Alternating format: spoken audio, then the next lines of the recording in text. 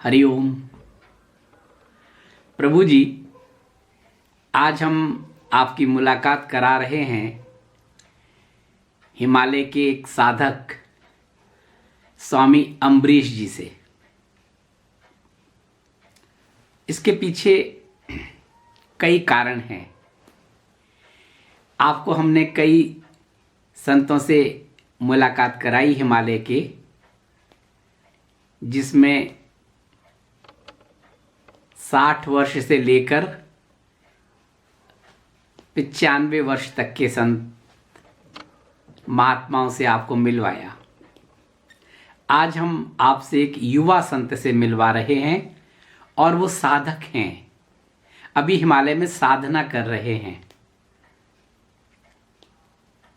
जब मैं उनसे मिला तो जो बातें मुझे प्रभावित की, जो मुझे उनका ऑरा देखने के बाद महसूस हुई, वो मैं आपको बता दूं। एक तो प्रभु जी, हिमालय में साधना करना आसान नहीं है। त्याग करना पड़ता है, तपना पड़ता है। और वो स्वामी जी तो अभी साधक हैं।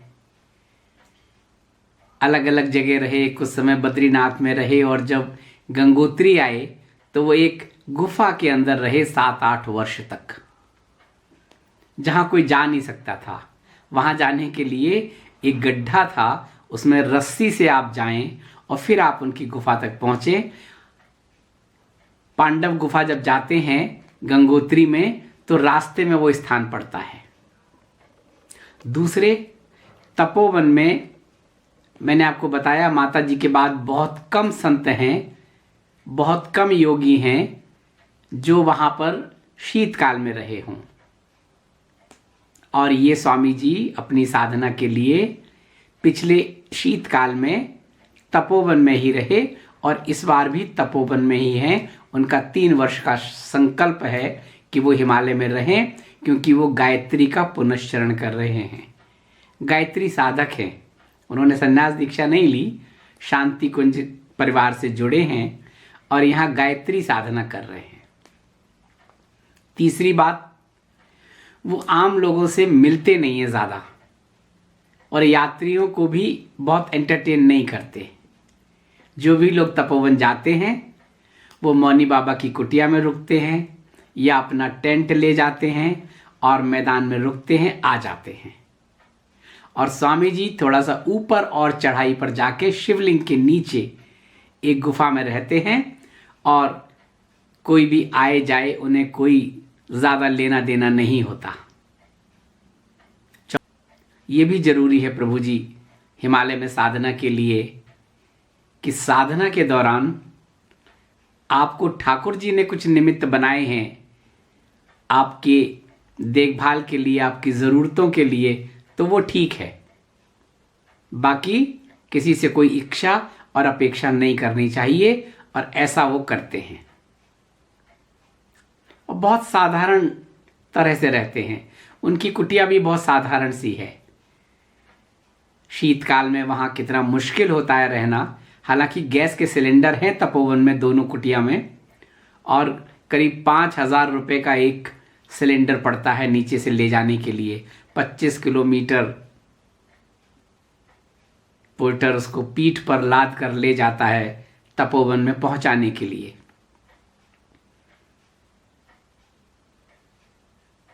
ऐसे साधक, गायत्री उपासक अम्बरीश स्वामी जी से मैं आपको मिलवा रहा हूं और उनकी कुटिया भी आपको दिखाते हैं। तो आइए हम सब मिलकर आपके साथ उनसे मुलाकात करते हैं। हरिओम। ये देख रहे हैं आप यहाँ से शिवलिंग, अद्भुत दृश्य। और यहाँ पर ये एक देख रहे हैं, ये एक गुफा है, और इस गुफा में अम्बरीश महाराज जी रहते हैं। और यहाँ का शीतकाल में माइनस टेम्परेचर गंगोत्री से दुगना, -20-30 तक हो जाता है यहाँ का टेम्परेचर। और महाराज जी यहाँ शीतकाल में भी रहे, तो जो लोगों को लगता है कि हम हिमालय चले जाएं, हिमालय में रहें, बहुत आसान है, अभी जानते हैं देखिए कि कितना मुश्किल है यहाँ पर तपोवन में शीतकाल में रहना। तो अब मैं महाराज जी से पूछता हूँ कि यहाँ कितना मुश्किल है शीतकाल में रहना। हरिओम जी महाराज जी। देखिए यहाँ पे शीतकाल में -12 टेम्परेचर होता है। गुफा के अंदर का टेम्परेचर है ये। बाहर का टेम्परेचर तो 25-30 माइनस में होता है। जब -10 तक के ऊपर जब टेम्परेचर जाता है तो हाथ से लाइटर नहीं दबाया जाता है, ये पोजीशन हो जाता है। मतलब पूरी ताकत लगानी पड़ती है कि लाइटर को दबाएं तब गैस जल पाती है। और गैस जब ख़त्म हो जाता है तो उंगलियों से माचिस की तीलियां नहीं पकड़ी जाती हैं। बड़ी मुश्किल से ताकत लगा के माचिस की तीली पकड़ कर फिर उसको जलाना पड़ता है, ये स्थिति होती है। और सबसे ज़्यादा कठिन परिस्थिति तब आती है जब लगातार 3-4 दिन तक बर्फ़ गिरती है। कंटिन्यू बर्फ़ रुकती ही नहीं है, बर्फ़ गिर रही तो गिरते चली जा रही है। कितने फीट तक आ जाती है? बर्फ़ 3-5 फुट तक होती है। हाँ।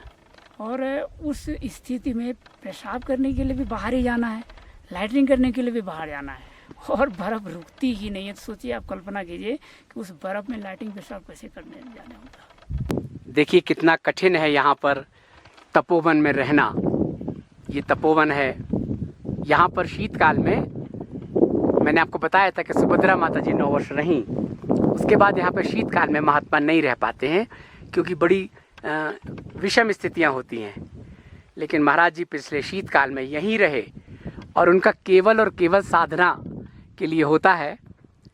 अगर यात्री आते हैं तो देखिए बाहर टेंट में रहते हैं। तो महाराज जी यहाँ यात्रियों को उस तरह से कोई एंटरटेन नहीं करते हैं। लोग आते हैं, मिलते हैं, चले जाते हैं और वो यहाँ एकांत साधना करते हैं शिवलिंग के नीचे इस गुफा में। ये देखिए ये गुफा मैंने अभी आपको दिखाई। महाराज जी थोड़ा सा अपने जीवन के बारे में बताएं, अपना तप और साधना के बारे में, क्योंकि लोगों को लगता है कि बहुत आसान होता है पहाड़ों पे, हिमालय में। आप इतने वर्षों से गंगोत्री में रहे, उसके बाद आप यहाँ आए। गंगोत्री में भी पता चला कि आप एक पाताल लोक की तरह एक सुरंग में अंदर जाके वहाँ आपकी साधना कुटी जाती। तो थोड़ा सा अपने जीवन के बारे में शुरू से थोड़ा सा संक्षेप में बताएं। देखिए, मेरा एक सामान्य परिवार में जन्म हुआ, लेकिन जब मेरा जन्म हुआ था तो मैं हर रात एक ही सपना देखा करता था कि एक हाथी आ रही है। मैं खेल रहा हूँ खलिहान के अंदर, एक हाथी आती है, मैं समझ नहीं पाता हूँ ये क्या चीज़ है। बहुत विशालकाय हाथी आती है और वो मुझे दौड़ाने लगती है। मैं भागता हूँ, फिर वो हाथी मुझे दौड़ा के पकड़ लेती है और वो अपने पीठ पे बैठाती है। उसके बाद फिर मैं हाथी से कूद जाता हूँ और रोने लगता हूँ। तो मैं देखता हूँ आसमान में 7 ऋषि उभर रहे हैं और वो ठाके मार के हंस रहे हैं। ये सपना मेरा 1-2 दिन का नहीं, मतलब हर रात में ये वर्षों तक सपना देखा मैंने। और यहीं से मेरे जीवन की, आध्यात्मिक जीवन की शुरुआत होती है। और मैं अपनी माँ से कुछ नहीं बोल पाता हूँ कि ये सपना मैं क्या देख रहा हूँ, क्योंकि हाथी वो ऋषि मुझे कुछ समझ में नहीं आ रहा है। देखिए, मेरी जो दिनचर्या है, जो मेरी साधना पद्धति है, वो गायत्री मंत्र का जाप, गायत्री का मैं पुष्पण कर रहा हूँ। और मैं गायत्री के कई पुष्पण कर चुका हूँ और मेरा टारगेट है गायत्री के 24 पुष्पण संपन्न करना। और भी समाज सेवा के लिए, अपने व्यक्तिगत किसी स्वार्थ के लिए मैं गायत्री का पुष्पण नहीं कर रहा हूँ। मुझे यदि मैं पूरी तरह से व्यवस्थित दिनचर्या जीता हूँ तो मुझे 15 से 16 घंटा नियमित रूप से केवल गायत्री का जप में व्यतीत हो जाता है। 15 से 16 घंटा गायत्री जप के पास मेरे पास बचता है मुश्किल से 8 घंटे का समय। 8 घंटे में मैं क्या करता हूँ, 6 घंटा सोना, अब बचा 2 घंटा। तो इस 2 घंटे के अंदर मुझे भोजन की केवल व्यवस्था करनी होती है और 1 घंटा मुझे भोजन की व्यवस्था में लग जाती है। उसमें मैं क्या करता हूँ, 12 बजे के बाद यानी 12:30 से 1 के बीच में मैं उठता हूँ साधना से। और साधना से उठने के बाद मैं फिर भोजन की व्यवस्था करता हूँ कि मुझे 1 घंटे के अंदर जो भी कुछ बनाना है, खाना है, 1 घंटे के अंदर ही संपन्न करना होता है।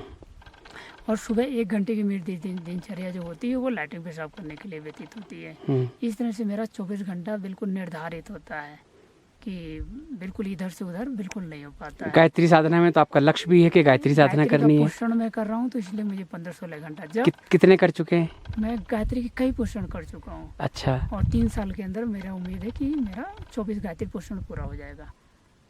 देखिए, गायत्री त्रिपदा है और त्रिपदा होने की वजह से 3 का उसके अंदर बहुत महत्वपूर्ण विशेष होता है। गायत्री त्रिपदा होने की वजह से 3 पद होते हैं इसमें, और एक प्रणव गायत्री के का जप जो है सभी संसार लोगों के लिए बताया जाता है कि एक प्रणव के साथ आप गायत्री का जाप कीजिए। लेकिन जब हम 2 प्रणव लगा करके गायत्री का जाप करते हैं तो वो क्षत्रिय बल की प्राप्ति के लिए हो रहा है, ताकत के लिए प्राप्त हो रहा है। ये आदि अनादिकाल से ये लोग जो राजा महाराजा लोग युद्ध करने के लिए प्रेरित होते थे तो उसकी तैयारी के लिए 2 प्रणव का जाप करते थे। एक प्रणव का जाप वहाँ फिर नहीं होता था, 2 प्रणव लगा के गायत्री का जाप किया जाता था। लेकिन जिन लोगों को ब्रह्म बल की प्राप्ति करनी होती है वो गायत्री के 3 प्रणव के साथ गायत्री का जाप करते हैं।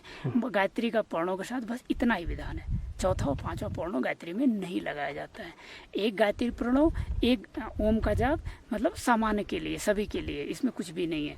2 जब प्रणव लगाते हैं, 2 ओम का जब लगाते हैं तो वो क्षत्रिय बल की प्राप्ति के लिए होता है, और 3 प्रणव का जब इस्तेमाल करते हैं तो वो ब्रह्म बल की प्राप्ति के लिए होता है। प्रणव का बस इतना ही विज्ञान है, तंत्र विद्या में है, और तंत्र विद्या पूर्णतः गायत्री का वर्जित है। एक ग्रस्त जीवन के लिए, एक सामान्य जीवन के लिए बीज मंत्रों का इस्तेमाल करने का कभी प्रयास मत कीजिए, नहीं करना चाहिए, बिल्कुल नहीं। जो लोग कहते हैं, जो बताते हैं बीज मंत्र वो तंत्र साधना के लिए है, 100% गायत्री की तंत्र साधना। और गायत्री की तंत्र साधना सबसे खतरनाक होती है, क्योंकि और जो तांत्रिक साधनाएं हम लोग करते हैं उसमें हमारा क्रिया की प्रतिक्रिया नहीं होगी। हाँ, क्रिया की प्रतिक्रिया नहीं होती, आप सफल हो गए तो ठीक, नहीं हो गए तो कुछ नहीं। लेकिन गायत्री की जो तंत्र साधना है उसमें यदि आप सफल नहीं हुए तो आपको उतना ही नुकसान भी देगी। इसीलिए कहा जाता है कि गायत्री मतलब एक बीज के साथ तंत्र साधना गायत्री की नहीं करनी कीजिए, गायत्री तंत्र साधना करने का प्रयास ही मत कीजिए, क्योंकि आपको वो जो दुष्परिणामों का भुगतना पड़ेगा, बच ही नहीं सकते आप। की गुफा है, देखिए ये अंदर तक अगर आप यहाँ से देखें तो यहीं इनका रसोई है, यहीं इनका बेड है, यहीं इनका सब कुछ है।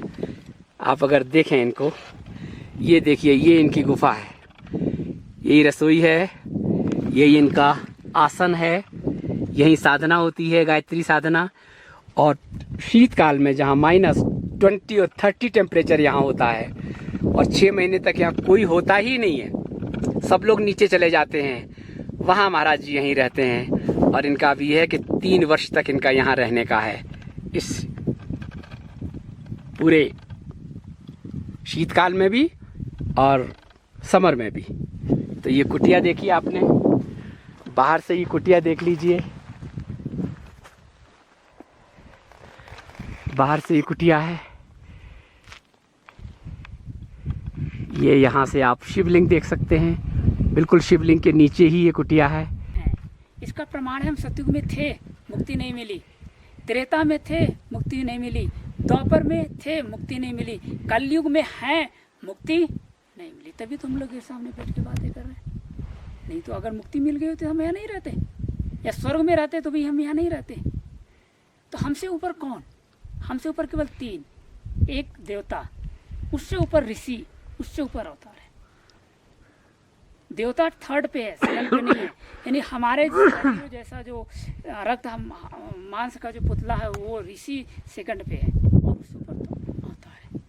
तो ऊपर वाले जो हैं वो सुख ही सुख भोग रहे हैं, वहाँ दुख है ही नहीं। देवता, ऋषि और अवतारी सुख ही सुख भोग रहे हैं, वहाँ दुख है ही नहीं। हमसे नीचे कौन है?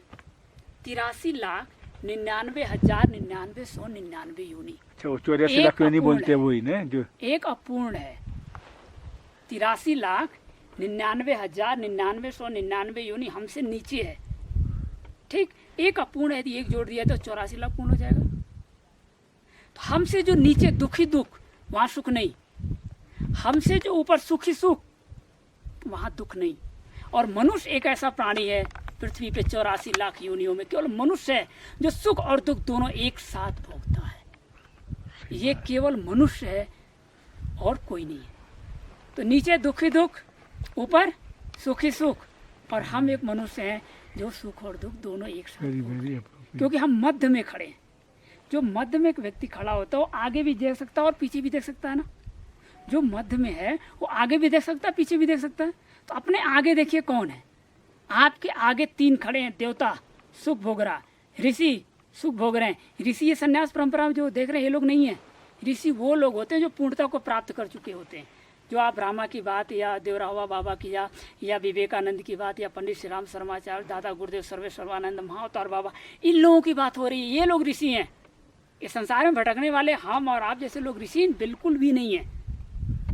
तो ऊपर सुखी सुख, नीचे दुखी दुख, और हम एक मनुष्य ऐसे हैं जो सुख और दुख दोनों एक साथ भोग रहे हैं। Very true. ठीक। और भगवान क्या कहते हैं? भगवान कहते हैं देखो, मैं तुम्हें सुख नहीं दूंगा, मैं तुम्हें दुख भी नहीं दूंगा, मैं तुम्हें राजा नहीं बनाऊंगा, मैं तुम्हें गरीब भी नहीं बनाऊंगा, मैं तुम्हें जन्म भी नहीं दूंगा, मैं तुम्हें मृत्यु भी नहीं दूंगा, मैं तुम्हें बीमार भी नहीं रखूंगा, मैं तुम्हें स्वस्थ भी नहीं रखूंगा, ना मैं तुम्हें सफलता दूंगा, ना मैं तुम्हें असफलता दूंगा। भगवान क्या कहते हैं? भगवान कहते हैं ये मेरी कर्म भूमि है, जो बोवो वो काटो। अच्छा, जो बोवो वो काटो। बोने के लिए तुम स्वतंत्र, काटने के लिए तुम बाध्य हो। दैट्स वेरी ट्रू कि जो आप जो जैसा करोगे वैसे और पाएंगे। भगवान क्या कहते हैं? देखो, हम भगवान में घंटी लाते हैं, पूजा पाठ करते हैं, सब कुछ करते हैं ना। राम ने बाली को छुप के मारा था, कृष्ण को मरना पड़ा कि नहीं? मरना पड़ा। उन्होंने 1000 तर्क दे दिए, वेद दे दिए, उपनिषद दे दिए कि मैं सही हूँ तुम गलत हो, फिर भी कृष्ण को उसी तरह छुप के मरना पड़ा। विष्णु ने वृंदा का हरण किया, सीता का हरण हुआ। शंकर भगवान ने भस्मासुर को वरदान दिया, जिसके सर पे हाथ रखोगे भस्म हो जाओगे। उसने कहा पार्वती चाहिए, शंकर को भागना पड़ा। हनुमान जी को भी सारी सिद्धियां भूल जाने का श्राप लगा, भूल गए। भैरव माता को भी भैरव का सर काट, वैष्णवी माता को भी भैरव का सर काटने के लिए 9 महीना गर्भगृह में तपस्या करनी पड़ी। भगवान गौतम बुद्ध ने स्वयं स्वीकार किया, 100 जन्म में, मुझे याद है 100 जन्म में मैं एक जन्म में बैल बना हूँ। महावीर को भी निर्विकल्प समाधि नहीं लग रही थी, उन्होंने अपने पाप का आह्वान किया था कि पाप आओ मुझे भोगो, तब जाकर उनको निर्विकल्प समाधि लगी। ईसा मसीह को भी सूली पे लटका दिया गया। मोहम्मद साहब करबला की युद्ध में मारे गए। गुरु नानक का सर चांदी चौक पे काट दिया गया। ये वो लोग हैं जिनकी हम घंटे हिला रहे हैं, पूजा कर रहे हैं। सवाल ये उठता है जो हम बोएंगे वो काटेगा कौन? तो बोने के लिए हम स्वतंत्र हैं, तो उसका मतलब वही हुआ कि अच्छा कर्म करो, अच्छा कीजिए, अच्छा कीजिए, बस मतलब है कि अच्छा सबसे। और 84 लाख योनियों में आप मनुष्य योनि को प्राप्त हुए हैं। ये आपका सौभाग्य है, क्योंकि जो मनुष्य से नीचे चला गया वहाँ दुखी दुख है, वहाँ सुख है नहीं। जो मनुष्य ऊपर चला गया वहाँ दुख, सुखी सुख, वहाँ दुख नहीं है। मनुष्य कैसे हैं जो सुख और दुख एक साथ भोग रहे हैं। और भगवान ने सबको 24 घंटा दिया, किसी को 25 तो नहीं दिया ना, किसी को 23 तो नहीं दिया ना, 24 घंटे दिया। 24 घंटे में आप करते क्या है? 6 घंटा सो गए, 8-10 घंटा काम करते हैं, जिससे आपको पैसा मिलता है। तो जो 6 घंटा सोए कोई मतलब नहीं रहा, लेकिन सोना जरूरी है। जो आपने 10 घंटा काम किया, चाहे बिजनेस, चाहे A to Z कुछ भी, उसका भी क्या मतलब रहा? क्योंकि 1 घंटा जाना, 1 घंटा आना, 8 घंटा आपका वर्क है। ठीक, सब व्यर्थ हो गया, 16 घंटा व्यर्थ हो गया ना। अभी भी हमारे पास 8 घंटा बचा। उस 8 घंटे में हम करते क्या है? उस 8 घंटे में पिक्चर, गाना, क्रिकेट, मोबाइल, मस्ती और व्यर्थ। तो सवाल ये उठता, 24 घंटे में भगवान के लिए, अपने लिए, भगवान के लिए मतलब अपने लिए 1 घंटा आपने नहीं निकाला, भगवान आपको मनुष्य क्यों बनाएगा? उसका मतलब यही हुआ कि जो आप प्रेयर करते हो it is a way of life. 1 घंटा नहीं, अधिक 3, जैसे संसार में 3 तरह के लोग हैं। एक गरीब है, एक मध्यम वर्गीय है, एक अमीर है। सत रज तम, पृथ्वी त्रिगुणात्मक है। हमारा शरीर भी स्थूल, सूक्ष्म और कारण 3 शरीरों से मिलकर बना हुआ है। उसी तरह 3 तरह की स्थितियां भी आ रही हैं। यदि आप 1 घंटा जब करते हैं तो गरीब मतलब सामान्य हो, बीच में जाते हैं तो मध्यम वर्गीय में आ जाते हैं, और 3 घंटा यदि जब पूजा पाठ करते हैं तो बहुत हाई लेवल पे चले जाएंगे। कहने का मतलब ये है कि एक मनुष्य को यदि अच्छी अवस्था प्राप्त करनी है तो 3 घंटा उसे अपने लिए निकालना होगा। अपने लिए, जिसमें उसका अपना हो, कुछ भी ना हो। अपने लिए क्या है? या तो सदग्रंथों का अध्ययन कीजिए, A to Z कुछ भी हो, या आप 3 घंटा आप जब कीजिए, या 3 घंटा आप ध्यान कीजिए। कोई भी साधना पद्धति A to Z, ये सारी नदियां हिमालय में ही मिलती हैं। आपकी साधना की जो पद्धति कीजिए, लेकिन आप 3 घंटा अपने लिए निकालिए, जिसमें आप ये कर सके कि हाँ ये 3 घंटा मेरा अपना था। 24 घंटे में 3 घंटा, और वो भी नहीं निकाल सकते तो फिर क्या होगा? बात तो बिल्कुल सही है।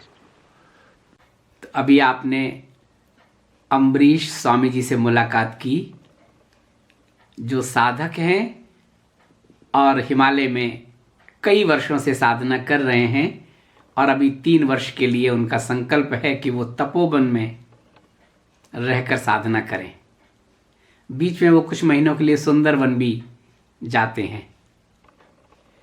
एक बात और प्रभु जी आपसे करनी है, मन की बात अलग से तो नहीं हो पाई, तो मैंने कहा इसी के साथ आपसे अपने मन की बात कर लेते हैं। आप लोगों के बहुत से मैसेज आते हैं प्रभु जी, और वो कुछ सुधी हमारे परिवार के लोग हैं, सजग लोग हैं, वो मुझे बताते हैं कि आपने जो बताया है उसमें ये त्रुटि है। पहले भी ऐसा कई बार हुआ है प्रभु जी।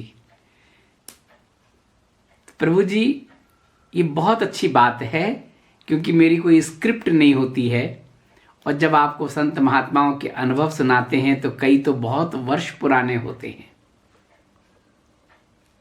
जैसे रजनीश जी से मैं मिला 1978 में पहली बार,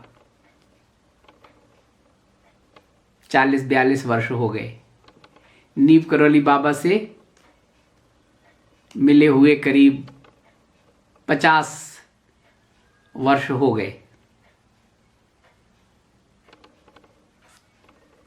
तो इतनी पुरानी बातें हैं, तो उसमें कुछ, और मेरा इतिहास तो मैंने आपको पहले भी बताया कि थोड़ा बहुत डेट्स का या कुछ चीज़ों का बहुत मुझे स्मरण नहीं रहता।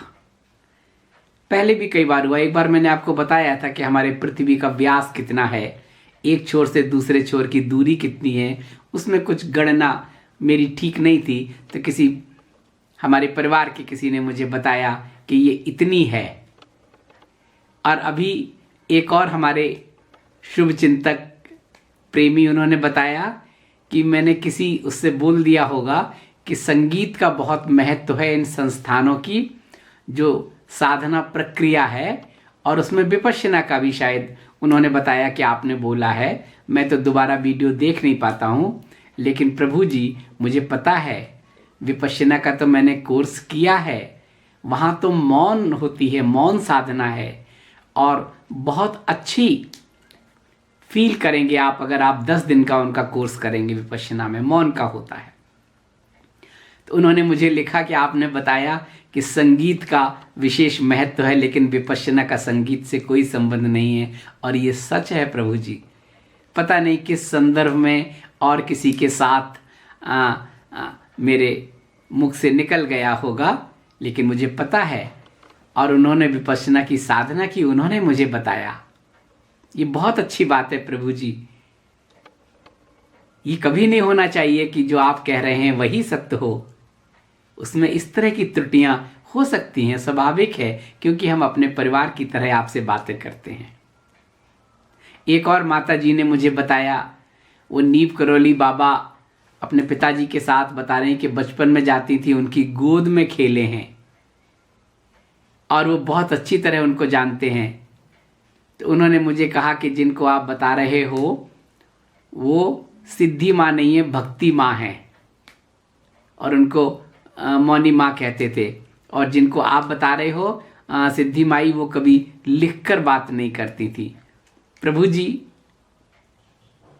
मैं आपको बता दूं कि इस तरह के जो मेरे अपने अनुभव होते हैं मुलाकात के, जब मैं मिलता हूं तो मैं अपने अनुभव चिंतन से बताता हूं, साथ में कुछ और लोगों से बातें करता हूं और उस पर चिंतन करता हूं और फिर आपको बताता हूं। नीव करौली बाबा से जब हम पहली बार जिनके साथ गए थे, मैंने यात्रा में बताया है, उन्होंने मुझे बताया कि बाबा के साथ जो 2 माता जी हैं भक्त, उनके नाम अलग अलग हैं, लेकिन एक बार बाबा ने कहा था कि एक सिद्धि है और एक रिद्धि है।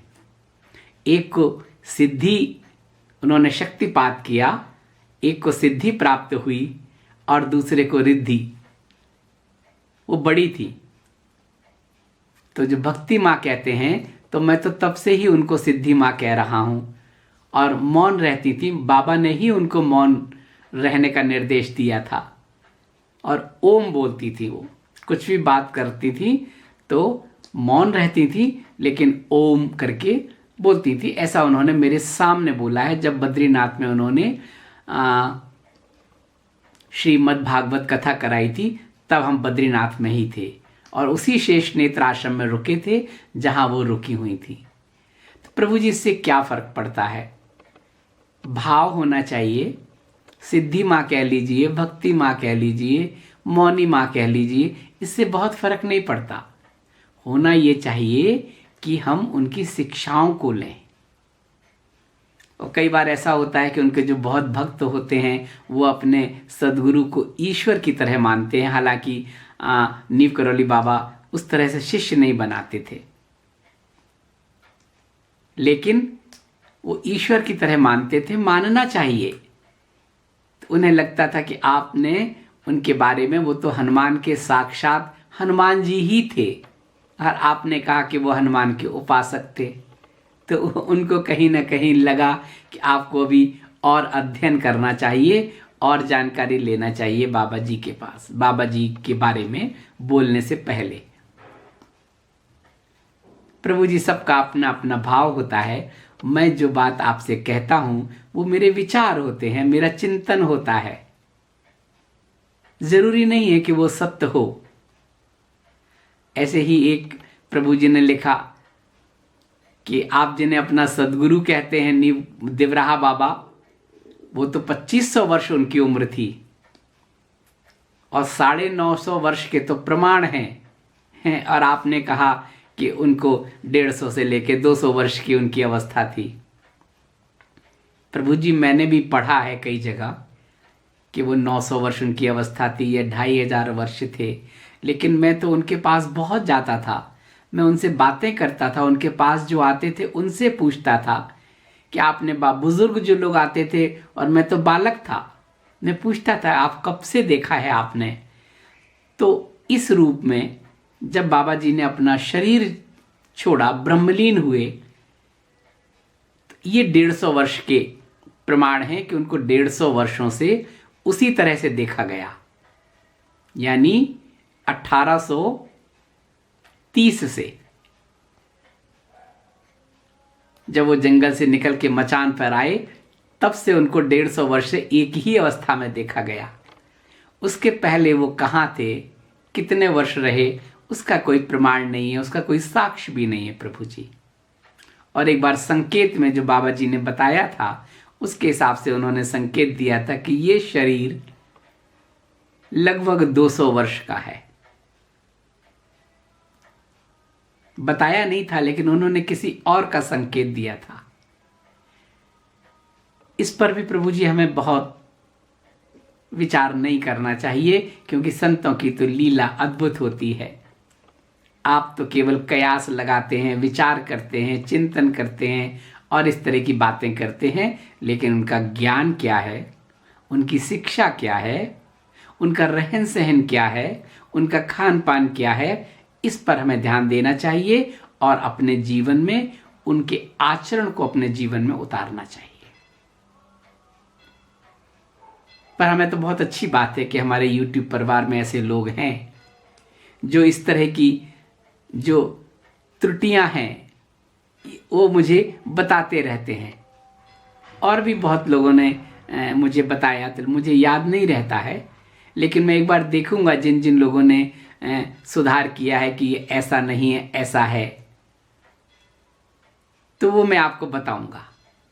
और वो माता जी जो बाबा की और सिद्धि माँ की गोदी में खेले हैं और उनका एक चैनल है, वो भजन करते हैं, उन्होंने भी मुझे कहा ये नाम के बारे में, तो मुझे मालूम है सब उनको भक्ति माँ कहते थे, मौनी माँ कहते थे, लेकिन मैंने आपको बताया कि हम क्यों उनको सिद्धि माँ कहते थे। बाबा का कृपा प्रसाद उनको मिला है, शक्तिपात उनको मिला है, इसलिए वो सिद्धि माँ है और वो रिद्धि माँ है। रिद्धि माँ का शरीर पहले पूरा हो गया और सिद्धि माँ का अभी कुछ समय पहले, कुछ वर्ष पहले हुआ। ऐसा है प्रभु जी। तो हम जो आपसे बातें करते हैं तो हमारे पास कोई स्क्रिप्ट नहीं होती है, और जब आप 50-60 वर्ष पहले की बातें करते हैं तो इस तरह की गलती हो सकती है। ऐसे ही नीव करौली बाबा के एक शिष्य के बारे में भी शायद हमने बताया था कि उनकी फार्मा कंपनी है, तो मुझे उन्हीं ने जिनके साथ में बाबा से मिलने गया था उन्होंने मुझे बताया था। तो रामदास जी की अपनी नहीं होगी, उनके किसी मित्र की थी, ऐसा ही कुछ था, लेकिन किसी की फार्मा कंपनी थी और उसका टेस्ट हो रहा था और LSD को लेकर ऐसी कुछ थी। तो मैंने सहज भाव से उसे बता दिया। तो प्रभु जी ने कहा कि आपको जानकारी नहीं है। प्रभु जी, मुझे तो सच में जानकारी नहीं होती उतना, लेकिन मेरा जो अनुभव होता है, जो मैं मिला हूं जिनसे, जिनका मुझे सानिध्य मिला है, जिनकी कृपा है, मैं ये बताता हूं कि आप भी उनके आचरण को, उनकी शिक्षा को समझें और उसे अपने जीवन में उतारें, अपना रूपांतरण करें। और जो उनके साथ रहे हैं, उनकी जिनको कृपा मिली है, उनका तो मैं बहुत आभार व्यक्त करता हूं कि वो उन्होंने जो समझा वो उन्होंने मुझे बताया कि ऐसा नहीं ऐसा है, और मैं उसे स्वीकार कर लेता हूं। ऐसा है प्रभु जी।